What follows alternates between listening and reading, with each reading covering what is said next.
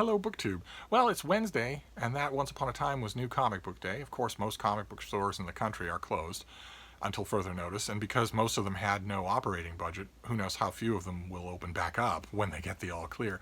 I had made a habit of going to my LCS, my local comic shop here in Boston, because I started to like the kids who work there. It's easy enough. Some things in comic shops, comic books, individual comic books themselves are so cheap that even if you don't see anything that interests you, you can still do a kindness buy. You can still pick something out and buy it without being out of pocket much money. And I sometimes did that, but more often than not, they were able to find something for me that I did want. So I miss going in there, and I don't know when that will resume. My local comic shop was Newbury Comics, which is part of a New England chain. It's possible that a New England chain has better finances than a mom and pop organization might, so maybe Newbury Comics will resume. I don't know, one way or another. But in the meantime, for Comic Book Wednesday, I thought I would go through my back issues. And I'm sorry for any kind of bouncing that I'm doing. The baby bean is going nuts on the bed because it's laundry day, and I pulled all the clothing off the bed. And every time I do that, this is a very smart dog. It's one of the smartest dogs I've ever had. Certainly the smartest dog I've ever had who wasn't a beagle. And yet every time I pull all the clothing off straight down to the mattress on this bed, is the first time for her. She is astonished at what has happened, and bounces all around and attacks the mattress and whatnot. So that might account for the bouncing. But we have just a stack of issues to go through here, and the first one is something that we've seen before. I don't actually know how many copies of this thing I have. I don't know why I would have more than one. This is Nexus number 100 by Mike Barron and Steve Rude. I have shown you this copy, this cover, many, many times. But I am going through this box and carefully separating what I've already done from what I have yet to do. So I know that this is not the same. There you are, Bean. Are you finished making a mess? Are you finished acting up over there? Oh, you don't want me to block her, do you? What are you doing? Huh? What are you doing? Oh, God. All right, she's gone back to attacking the mattress. But anyway, so you have heard about this before from me. It's great Steve Rude artwork, just fantastic Kirby-esque cartoonish artwork about Nexus, Horatio Hellpop, a murderer of mass murderers. I don't know why I have so many copies of issue number 100, but I do. But anyway, I don't think the rest of these will be doubles. Let's hope not. Okay. All right. These next four are the Legion of Superheroes. So what do we have here? 73, 74, 66, and 98. I have almost all of these issues somewhere, but I obviously don't have them in numerical order. And this is, there is Andromeda crushing a steel girder and saying sarcastically, "So am I in or what?" Which is, it's a great Adam Hughes cover, but let's keep in mind the Legion of Superheroes has several qualification parameters for whether or not you get in. Okay? One is that you be a teenager. Two is that your power be natural. It cannot be that you have strapped some piece of technology onto your body and that gives you your powers. Three is that your power cannot duplicate another Legionnaires. So, for instance, there are several Legion members who come from worlds where everyone has a superpower. All the natives of Brawl, for instance, have the ability to affect magnetism. Like Magneto, the X-Men supervillain. All the inhabitants of Imsk, all the inhabitants of well, you get the point. There are quite a few homeworlds of active serving Legionnaires where everybody could qualify for the Legion unless they had that rule. So your powers can't duplicate. The only exception they make is Superboy and Supergirl, whose powers are exact duplications, but they're both taken from the past. They were both honorary members. They're both inspirations for the Legion, so they make an exception for them, but for nobody else. Which means that Laura Gand here, Andromeda, who is from Daxam, the planet Daxam, all Daxamites, when they leave their planet, have Superman-level superpowers, but exactly the same kind of superpowers. So the fact that she can twist a metal girder would not get her into the Legion. There are plenty of Legionnaires who can do that. If you give me a minute, I could list the ones who can. But they didn't get in because of that, because super strength is already covered. They got in for some other reason. Just a bit of a pickiness there. This issue, obviously, for those of you who are Legion fans, tells fans who have just picked this up that this is going to be a retelling of the origin of Lightning Lad, whose brother and sister and himself were afflicted by lightning beasts that gave them lightning hurling powers. Then we have Future Tense. This is part of a crossover book. There is Superboy, but not the original Superboy who teamed up with the Legion. This is a clone of Superman who resulted from the death of Superman and the reign of the Superman storylines that followed it. And then the writers at DC Comics thought, well, wouldn't it be fun if a different Superboy had contact with the Legion of Superheroes? And I'll admit, the Future Tense story, the multi-part Future Tense story is kind of fun. And then we have, this is another call-out here. This is Phantom Girl. And this is FaZe, who was Phantom Girl, only transported back into the past and maybe amnesiatic, and being a member of a team that we saw before, L period, E period, G period, I period, O period, N period, a 20th century ancestor of the Legion of Superheroes, that had an original member, an actual member of the Legion in its membership, who had been displaced in time. And this is obviously going to try and solve that problem. I forget, this is a great Alan Davis cover, but I don't think Alan Davis draws the inside. I think the inside is Lee Moder. Yes, the inside is Lee Moder, who's also great. He's just not interesting. Okay, he's a little more cartoony than Alan Davis. So I'm going to want to reread these. I should probably set these aside. I'm going to want to reread them, and I should set them aside for another reason too, a reason that doesn't drive you all nuts. I should set them aside so that I can eventually put all my Legion comics together. How's that for a revolutionary idea? Oh my. Okay, we have a 0 issue here. Oh goodness gracious. Okay, this was a reprint volume of the very first. They called it Adventure Comics, but as far as I know, DC Comics does not currently have an Adventure Comics that they publish. This is issue number 0. So there's a special issue just to reprint the very first appearance of the Legion of Superheroes back when Superboy was in Adventure Comics. And then reprint, this issue also reprints a couple of snatches from later stories. But you've got a new cover. Who does this cover? Well, I don't know. Is it going to tell me?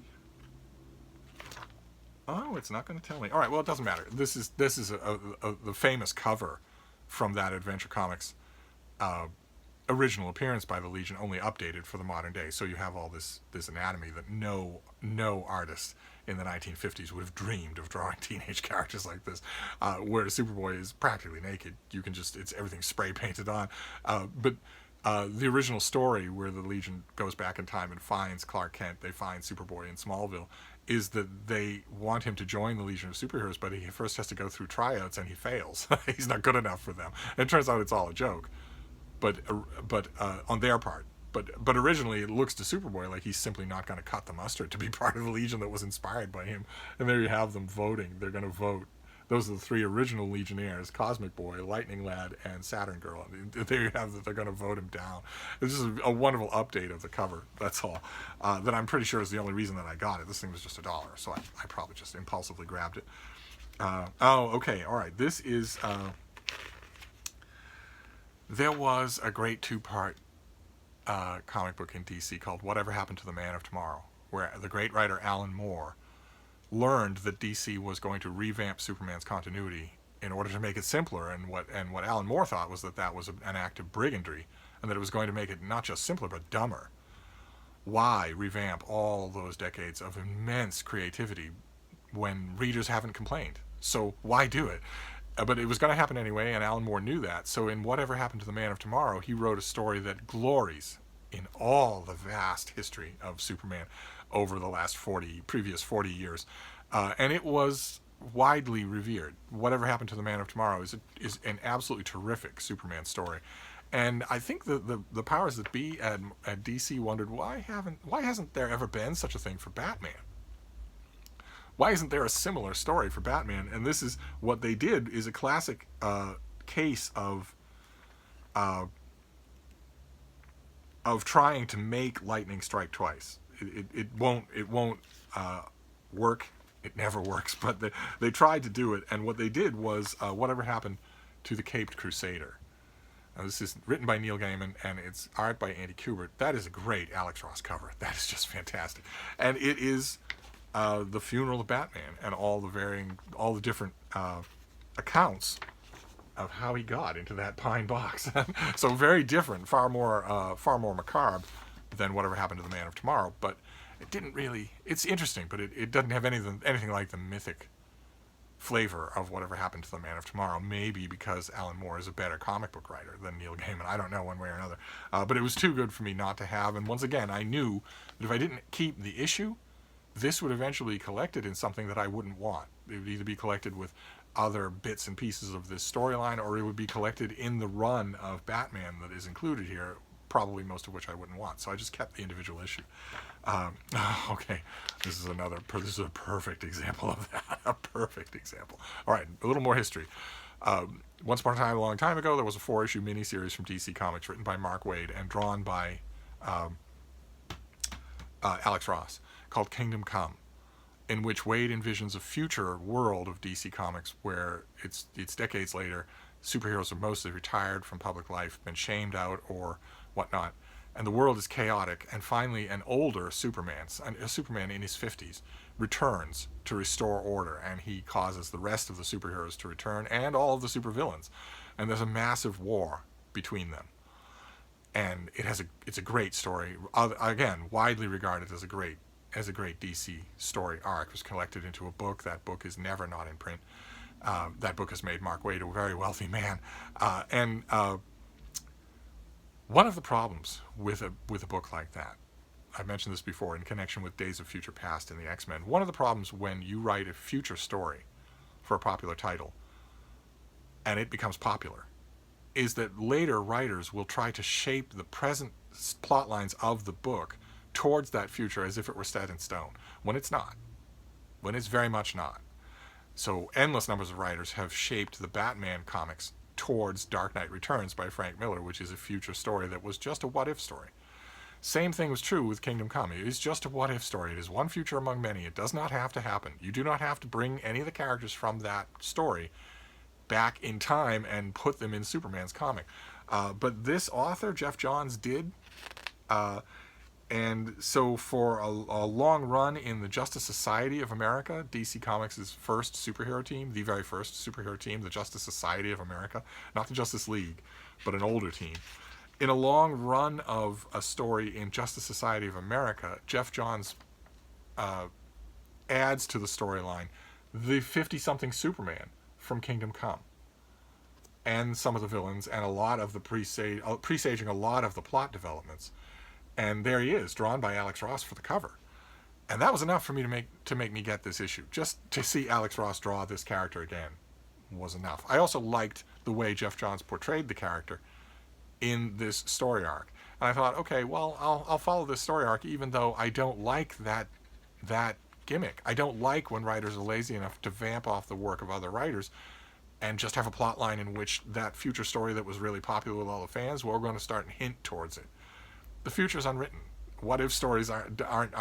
It doesn't matter how popular they are. They shouldn't be the lodestar that starts to draw all plot lines to it. I didn't agree with that, but I thought as long as they're revisiting this character, I will certainly get these issues. This is the final one, the final issue in that plot line. And the thing that I did not expect at all is that halfway through the issue, when the plot line actually stops, what we get for the last half of the issue is Alex Ross drawing Kingdom Come.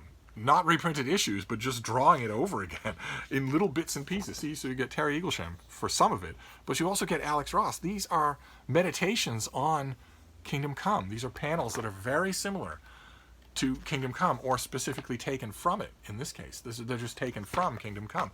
I was turning the pages in this, I was thinking, oh, that's fantastic. You've got Alex Ross's permission. Obviously, you've got DC's permission. You're just going to weave in some of these panels. And I thought, that's fantastic. What a way to do things. And then I got something else. At the end of Kingdom Come, Wonder Woman finds Clark Kent. He's made a gigantic cemetery for all the people who died at the end of that. And as a gift, she gives him a pair of glasses to remember his humanity, to help him see clearly. And they kiss. And that is one of the ending things. And then we got more. Because the storyline just goes on. It's Alex Ross drawing the future of Kingdom Come. There is Superman and Wonder Woman with their superpowered children. That is Bruce Wayne, a very old Bruce Wayne, whose battered body is relying on an exoskeleton. And it's just a beautiful sunlit day. This, quite obviously, is Bruce Wayne's death. With everybody there, just present, and it's never explained any more than that. There are nothing like that. Then we move on to decades later, as humanity starts to experience dramatic climate change and vault off to the stars, build gigantic futuristic farms. And I'm turning these pages and I'm thinking, this is incredible. You're continuing the story in just pictures of Kingdom Come. That's amazing. And then I got to the final page and I choked up. I absolutely choked up, because this shows things 1,000 years in the future. And there is the Legion coursing through the sky. Look at how beautifully Alex Ross does this to draw. He doesn't do motion lines. Instead, the curve of their flight path gives you the motion of them hurtling over the crowd like that. And you see a version of Superboy and a version of Supergirl and all of these recognized classic characters. And I'm thinking, that's incredible. You have brought this storyline forward 1,000 years. There's the future. There's the Legion of Superheroes. And look at how beautiful that is. And I thought, that's as good as it could get. And then I saw the final panel. Superman lives long enough to see the Legion of Superheroes. That just blew me away. Just blew me away. And I can't count. Over the years, I cannot tell you, this is very geeky, but a comic book video is going to be geeky anyway. I cannot tell you how often this has been my computer background, because of how awesome it is. But it's actually this that's the payoff moment. That Superman is actually able to live to see the Legion of Superheroes that he once had adventures with as a boy. Oh, man. So, of course, I kept this issue, because I'm not all that interested in the whole older Superman storyline in Justice Society, which has all sorts of Justice Society subplots that don't interest me at all. But I wanted those final pages, so I kept the issue. Oh, my. How are we doing for time? Oh, we're all right. Okay, all right. Well, these next will need no introduction to comic book fans anyway. This is, I've talked on this channel many times on these comic book videos about a great run on a title. That a title will be just chugging along with a writer and an artist, and then every once in a while, the writer and the artist will hit a perfect sync of creativity and create a great arc for that character. Great stories that fans are going to remember as a high point of the book. And I mentioned that a lot of times that is more likely if the writer and artist is the same person. And that was the case with Frank Miller, the aforementioned Frank Miller, who did Dark Knight Return. He had a run on Daredevil that is widely regarded in the same terms as the Walt Simonson run on Thor, as perhaps the greatest run on the character that's ever been done. I would tend to agree with that, and the highlight of that run was the death, the mourning, and the resurrection of the character Elektra that Frank Miller created. This is the issue where she fights Bullseye. If you saw the wretched Daredevil movie, then you will know the storyline. She fights Bullseye and loses her life, and Daredevil grieves for her. Matt Murdock grieves for her. And then the broader plot line that was continuing anyway with a villainous group called The Hand is progressing just the same. But it's coming to a climax, and Daredevil fans at this point, I'm not a Daredevil fan usually, but I couldn't stop buying these issues. They were just terrific. They were building towards something incredible. And we see what it is. Resurrection. Elektra is coming back in the next issue. How's that for a next issue teaser? Good Lord. And the following issue, which I note is not here. I have it, but it's not with these. The issue, the Resurrection issue, is incredible. Just incredible. I will enthuse about it at the time. All right. Okay, we're going way back in time now. This is the year 1970. This is Roy Thomas. Yes, Roy Thomas and John Buscema. This is the Avengers, number 81, with a fairly good John Buscema cover. That usually doesn't happen. And he does great artwork on the inside here because he is inked by Tom Palmer, who does just a great job inking him. Very, very good, shadowy, moody job that really highlights how beautiful his artwork is. I don't know why this is separate here. I don't know why it's wandering around free from my other Avengers issues, but that's okay. You expect that by now. Oh my. Okay, now we're going to go back even further in time. This is 1967. This is Fantastic Four, King Size Special number 5, where it makes a very great claim somewhere on this crowded cover. It's meant, yeah, not a single reprint. This is just all original material. Terrific stuff. There's a backup story where Jack Kirby draws the Silver Surfer for the last time in a comic book, I believe. He did a couple of covers, but he never did an actual storyline after this. And then there's the whole of the Inside issue, which features the Inhumans. As you can see, the Fantastic Four teaming up with the Inhumans. Love the issue, absolutely love it. Don't know if I have it in a reprint volume. This is around the era that I really liked the Fantastic Four. Another obviously great run. Kirby and Lee on the Fantastic Four is the definition of a great run. But I kept this issue, but I'm pretty sure I have it reprinted in some Fantastic Four reprint hardcover or something or other. All right, okay, we're back to the Avengers. But much later in time, yes, this is 1973. Steve Englehart writing this. This is Bob Brown artwork. Boy, oh boy.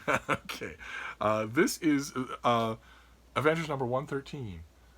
The Vision is injured in this issue. Here we have Wanda Maximoff, the Scarlet Witch, is vowing to make the world pay because there are a group of people who are protesting the news that the Scarlet Witch is going to marry the Vision. And they're protesting because she's a mutant and he's an android. So they're protesting for bigoted reasons. They get, like, Captain America gets a bigoted note. And in a Steve Englehart, a classic Steve Englehart move, the villains in this piece are just those disgruntled bigots who decide to take their bigotry to the next level and become suicide bombers, dedicated to killing the Scarlet Witch and the Vision. See, one of them just detonates herself right there, and it grievously injures the Vision. And the Avengers want to save him, but there are more of these people in the room. There are more of these people infesting the hospital aisles and ready to plunge their plungers down and blow up at a moment's notice. Until finally, at the end, Thor just takes matters into his own hands. The other Avengers might have cared about disarming these people and then turning them into the authorities. Thor just jettisons them into the sky so that they can all blow up harmlessly. He doesn't really care about such things. Very good issue, very good run. Steve Englehart, I mentioned him on the Avengers and the Defenders. He's a particularly smart Marvel writer. Okay, all right. Then we have, this has been reprinted many times. This is from 1974. This is Avengers number 124. Great. I believe this is Rich Buckler artwork. No, it's John Buscema, but he is inked by Dave Cockrum, who was a great artist in his own right. And it produces a really great effect. It's really good stuff, very detailed and complete feeling stuff. And the reason that this is going to get reprinted everywhere, will from now on get reprinted everywhere, is because it's a minor chapter in a big Avengers storyline involving Thanos. And since Thanos is the billion-dollar supervillain, Marvel is going to reprint stuff with him in it until Doomsday. Okay, all right. This is something we've seen before. These are coming out in the 70s.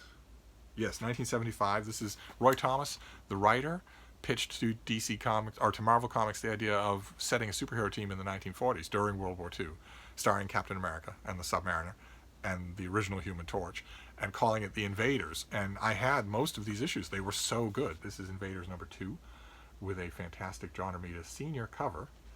And there's Invaders number 3 with an even better Jack Kirby cover. Jack Kirby came back to Marvel around this time, and in addition to doing Captain America, disastrously dumb run on Captain America, and in addition to doing a disastrously dumb run on the Black Panther, he also did a whole bunch of covers. He was free to do covers whenever anybody wanted him to, and that resulted in a lot of great late-style Kirby covers that for his old home of Marvel Comics. And these issues are great. Once again, I should put all my Invaders issues together. I wish that I had a big omnibus, but Marvel doesn't make one. Okay, then we have the aforementioned clone Superboy. I have a great number of his issues with Tom Grummett artwork. I don't have them all together, but I have a great number of them, and I should put them all together so I can just enjoy rereading them. Don't know if Superboy's ever had this particular clone Superboy, this particular run with Tom Grummett. I don't know if it's ever had a big, nice collected volume. Be kind of nice if it did. I would probably buy that if it did. Well, okay, all right. This is Icon Comics, which I don't care about. It's Mark Millar, who I don't care about. But I do care about John Romita Jr., the artist, John Romita Jr., the son of the guy who did this cover. Grew up to become a dreamy, floppy-haired himbo in Iowa City, Iowa, and then became a legend in comic book artistry in his own right. A very different style than his father's, but every bit as good. And he did this. He did Kick-Ass. And it's his artwork all throughout, and that's the reason that I got this. It's utterly ridiculous, but the artwork is terrific. And it was made into an utterly ridiculous movie that was a big hit. In a way, I guess. I don't know one way or another. I don't care about the writing or the concepts at all. I mainly have this because the artwork is so good. The artwork is just amazing. John Romita Jr. artwork. So that's why I kept it. Okay, we're getting towards the end here. Then we have Nexus, another Nexus one. This is Space Opera Act 1. I think we saw Space Opera Act 2. Or maybe I have 2 copies of Act 1. It could be that I have 2 copies of Act 1. Just terrific. Steve Rude artwork, just incredible. As the refrain of this particular back issue comic video, so I should put all my back issues together. What good is it to have one issue of Nexus every 30 issues? When we're done with this whole thing, we're done with all of my back issues, I will then haul all of these long boxes into the middle of the kitchen floor and just take an hour to sort through everything and make sure that we never have to go through this nightmare again. Okay, then we have Batman Confidential. This was a title that I never bought. And I'm not a huge Batman fan because he doesn't have superpowers. He's not from Krypton. But this was drawn by Scott McDaniel, who is great. Scott McDaniel is, in my opinion, one of the great Batman artists. And he does, let me see if I can get you he's fantastic. His Batman is just amazing. I wish that the powers that be had allowed him to just stay with Batman forever. That would be great. But no. And then, all right. Okay, we'll finish up with this. This is the aforementioned Alan Moore. He's famous for a lot of things, Swamp Thing and Whatever Happened to the Man of Tomorrow, but I think he's probably most famous for The Watchmen, a 12-issue miniseries that, again, is not... It was published by DC, but it's not in their continuity. It shouldn't be. DC writers of far less imagination have made it be lately. But it shouldn't be. It's just an alternate story, that's all, with an alternate cast of costume characters. And it originally came out as 12 issues, and I heard about it, but I wasn't interested in it because it wasn't the Justice League. And then I was on vacation, and I saw the first 3 issues in a metal spinner rack, and I bought them. I figured, okay, well, you're not coming in late here. You can just start from issue number 1, and if by the end of issue number 3 you're hooked, then you're hooked. And boy, was I ever hooked. Oh, my God. And this is number 4. This was the first one that I eagerly awaited. And this tells the origin story of the character Dr. Manhattan, who is the only character in The Watchmen who actually has superpowers. All the others are just costumed characters of one variation or another, but Dr. Manhattan actually has superpowers that can allow him to sit blue and naked on Mars. And the naked part is also rather to the point here, no pun intended, because one of the things that news articles were talking about for Watchmen is that Dr. Manhattan is shown en natural. He is shown without the little acrobat shorts. It's not. Dave Gibbons, the artist, doesn't dwell on it. And later on, for publicity's sake, Dr. Manhattan himself does add the little superhero shorts. It's not dwelt on, but it's also not...